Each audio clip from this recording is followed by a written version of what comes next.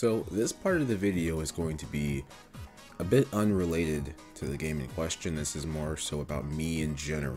So it's been 5 years between the release of this review that I'm currently recording and the last full, first time Tales of review for the channel, right? The last one I did was all the way back in December of 2016 when I released the Tales of Symphonia Dawn of the New World review.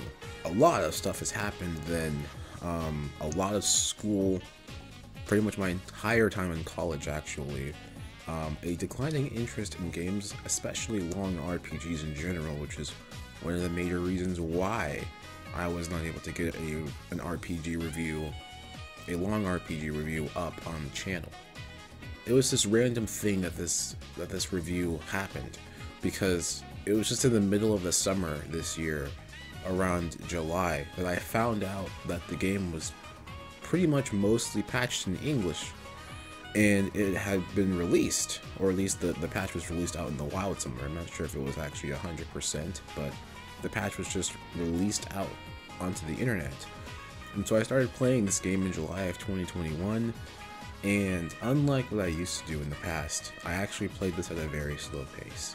See, I used to play games, specifically long RPGs, I used to play them in a way that I would spend about 3 to 4 hours a day, every day, playing them.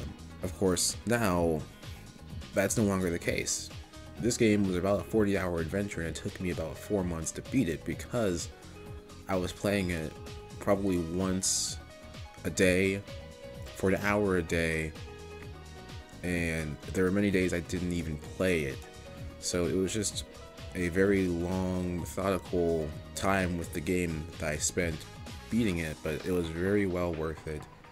And I want to really thank the translation team. The translation team's name is slipping by me right now, but I have a lot of credit to give to them, not to Bandai Namco, because they didn't do jack diddly squat in making this possible, but the review team did a whole bunch of stuff to make this possible, so I would like to express my deepest gratitude to them for allowing this to be something that occurred.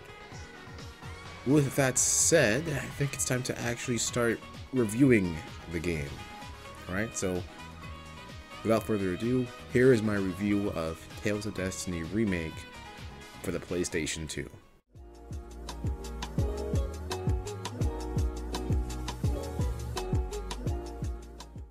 As for general information on the game, this game is a remake of a PlayStation 1 game, which was released back in 1998. The original Tales of Destiny was the first Tales of title to be officially localized outside of Japan, so pretty big deal, all things considered. And this remake, like I mentioned, was released on the PlayStation 2 originally in 2006, and in 2008, there was a director's cut version with an additional playthrough mode called Leon's Side. For the sake of clarity, this review will be on just the main playthrough, which would be called, in the director's cut version, Stan's Side. A review of Leon's Side possibly might be coming in the future if I get around to playing that. With that general information on the game done and out of the way, we can now get into the contents of the game in question. The first thing we'll be talking about is the story of the game. And what you'll find as a common theme with the game as a whole is that a lot of it is simple but effective. Anyway, our main character is Stan, a traveler from the countryside who wants to see the world. His way of doing this is to try to apply to be a knight, and he illegally boards the Draconis, a giant flying dragon ship. On the ship, things go awry as soon as he's found. Eventually, in the panic, amongst there being a random bombardment of animals and monsters, he finds a talking sword that he can wield. With Deimos, the swordian of fire, Stan and the companion team meet will go on a journey to save the world from various threats. My synopsis of the story is very short, and that's for a reason. The stuff I described to you all just happens in the first hour of the game. I don't want to spoil it either. I found that the story as a whole is actually pretty simple too, but simple doesn't mean bad. There are a handful of plot twists and betrayals found in the story, with one part of the game in particular being handled very well. There may even be a character analysis video of that one day in the future. and the way characters play their roles in the story is simple but effective. One of the more streamlined and enjoyable stories in the entire series. There's nothing too much to digest, there's nothing too complicated going on here. Some of the games can have a lot going on at a given time. So something like this is a nice treat. Overall, a very enjoyable, straightforward story, if I do say so myself. As with the story as well, for the characters, simplicity is the name of the game in here too. The characters aren't too complex. They have their strengths and weaknesses very well defined. For example, Stan is innocent, headstrong, and kind, but he is also dumb, somewhat impulsive, and too forgiving. That's just one example. I don't want to spoil all the characters. You can predictably see what Stan is since he is a somewhat typical main character, but he is still pretty interesting to watch. Furthermore, all of the Swordian Masters have their personal struggles throughout the story, which is to be expected. However, the struggles they go through give their characters a bit more of that nuance that makes them more interesting to the player and thus makes the player more invested, even given their relative simplicity. I also really like the dynamics between many of the party members, like Ruti and Marie, Woodrow and Chelsea, and Stan and Leon. The fact that both the main story cutscenes and the skits were fully translated this time around in my playthrough, thanks in no part to Bandai Namco, I was able to fully enjoy the characters, and I can say that it felt like playing the game for the very first time. The skits in Tales games always excel at giving the player insight into the thoughts of the characters in the current situation, which can be both serious and comedic, and in my opinion makes them a very valuable part of the experience. Overall, the characters, while simple, are well-rounded enough for the purpose of the story, and the dynamic of the group as a whole is very enjoyable and contributes to the game in great parts. Now, it's time for the gameplay. This is the part of the review we've all been waiting for, especially myself. Tales of Destiny's battles take place in 2D, like the original. However, the battle system outside of the visuals is the most revamped aspect of this remake. The combat is fast-paced, fun, engaging, rewarding, challenging, and addicting. This is mainly for two reasons. First, the chain capacity or CC system. This is a system that governs actions based on points that renew. When not using any New Game Plus bonuses, actions such as backdashing, basic attacks, jumping in the air, all cost 1 CC point. All arts and spells cost anywhere from 2 to 4 CC. All characters have a minimum and maximum amount of CC at any given time. I'll have an example on screen showing this mechanic in use right now.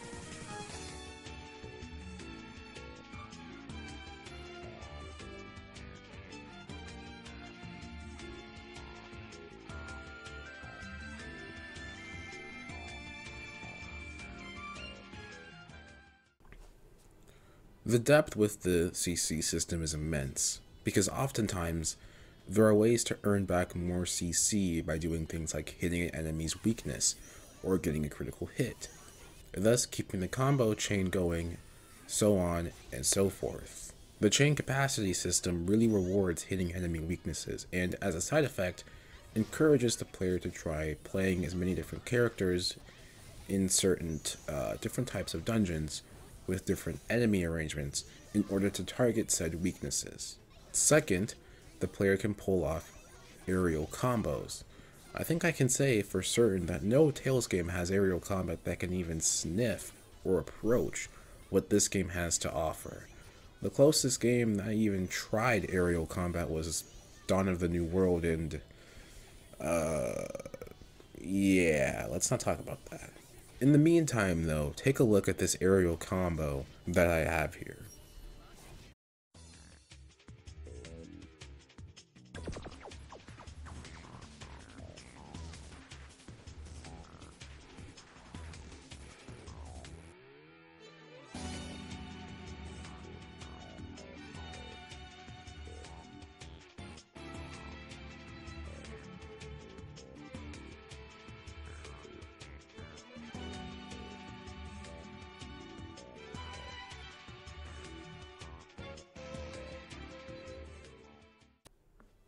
Now, if this video for some reason, if I'm lucky at least, happens to blow up and a lot of the Tales of Destiny remake aficionados happen to come on this channel, there might be something I missed in this next upcoming section.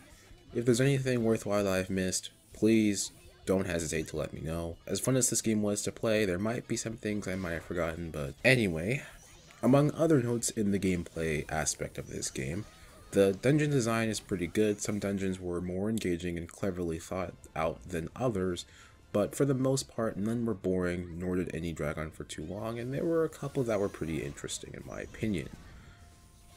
I would talk about minigames, but I don't usually do those. They just aren't for me. But I did play the bow and arrow minigame for a little bit. I'll have some footage up on screen so that you'll know what I mean when I say that. And I did think it was a little bit of fun and a little bit of a nice time waster. The Swordian Masters can also customize their Swordians using points that they gain as they level up. These customizations include stat bonuses, abilities that renew CC under certain conditions, additional CC points for both the maximum and minimum amount of CC. You can get shorter casting time for spells of a certain attribute depending on the character, abilities that inflict statuses like poison and sleep or paralyze. You can extend stun time from attacks. There's a lot here, and it opens up the further you get into the game. There's also item customization, which is called Re-Rise. It's a bit weird, but essentially with the equipment that all characters have, using the ore that you get in this game, which is called Lens, you can use Lens to re-rise your equipment. Basically, this game is really weird in the fact that you will almost never go to a store to shop for new equipment, like ever. All of your equipment upgrades are either going to be found in treasure chests in dungeons, or it's going to be you re-rising your equipment and upgrading your equipment. So yeah, it's really weird, but it makes it unique and somewhat memorable, I guess, and it works just fine, so no problems on my end with that, at least. Mystic arts are also handled well. The Swordian Masters have 3, everyone else has 2. In order to use a level X Mystic art, the blast gauge has to be filled up X levels. So if you want to use a level 3 Mystic art, that character's blast gauge has to be filled up completely 3 levels. Activating a Mystic Art is as easy as pressing L1 during a combo chain of any length. Battles are random encounters, but the game's so fun that it really doesn't matter to me all that much. Anyway, as you can clearly tell with this being the longest section of the video, the gameplay is probably the part of the game that sells it the most in my opinion, and it is absolutely grade A, fantastic gameplay. I think the vast majority of people that play RPGs or that enjoy action RPGs will love this game's gameplay. So if nothing else, you'd want to give this game a shot just for how fun it is to play. For the next section, we have the music. So the vast majority of the music in the game is comprised of remakes of the PlayStation 1's original soundtrack, which is not surprising. I'll say that it has a bit of that 90s classic JRPG charm to it, but there aren't too many memorable themes here, except for Leon's theme.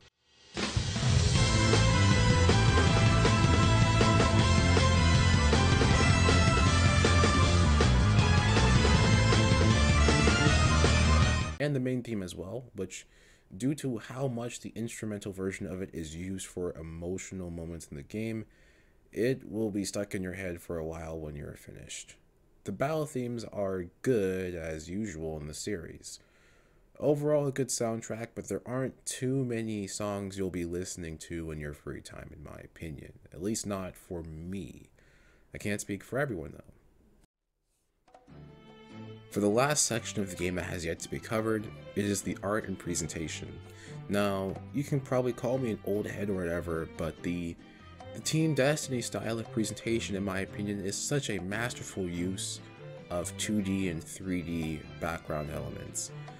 Towns are mostly in 2D, with many buildings on the inside being 3D. The dungeons are, for the most part, in 3D. Even though the 3D graphics are simple, stylistically they work very well and they look good, even all of these years later. And almost all of the 2D environments are very colorful and have a lot of details just littered all over the place. And the 3D, 2D blended environments have all of this action going on too in such a wonderful blend. It is just a wonderful game to look at. The character sprites are very expressive, the character portraits and skits are even more expressive and detailed, and the character sprites in battle look appealing and detailed as well, despite doing a whole bunch of stuff when they're using arts and skills. Battles also look as exciting and enthralling as they are to play. The game overall looks beautiful and clearly had a lot of care put into it.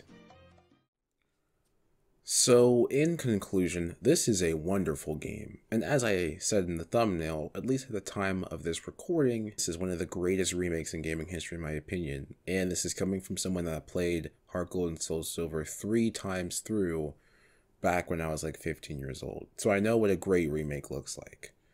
The best remakes keep the best parts of the original game and improve on most, if not all, parts of the original that did not age well. The battle system in this game, in my opinion, is the most fun game to play in the entire franchise, at least from Fantasia through Graces. I haven't played any of the PS3 titles, so I can't speak on that. With all the praise I gave the game, it might seem like I think it's perfect, but I don't think that's true. The soundtrack isn't anywhere near the most memorable in this series. The second third of the game has a long stretch of not much character interaction happening or any new story developments taking place, and it is really carried by the gameplay as far as getting enjoyment out of the game.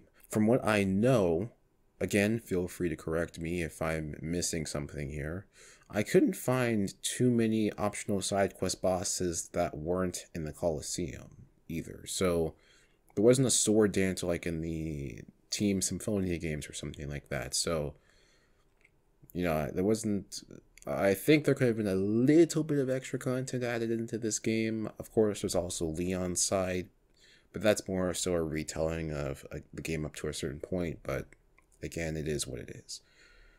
Anyway, though, with that being said, I really want to thank the translation team for making my experience with this game and this video both possible. This game really allowed me to see that I can have fun with a longer RPG, even if I can't play through them as fast as I used to be able to. It's an all-around great game. Play it however you can, especially since Bandai Namco isn't making it possible for you to give them money for a game that would fly off the shelves. Anyway, I look forward to playing the sequel when the translation patch for that gets finished. Anyway, that's all for this video. Thank you guys for watching, and I'll see you guys in whatever video I have next for the channel.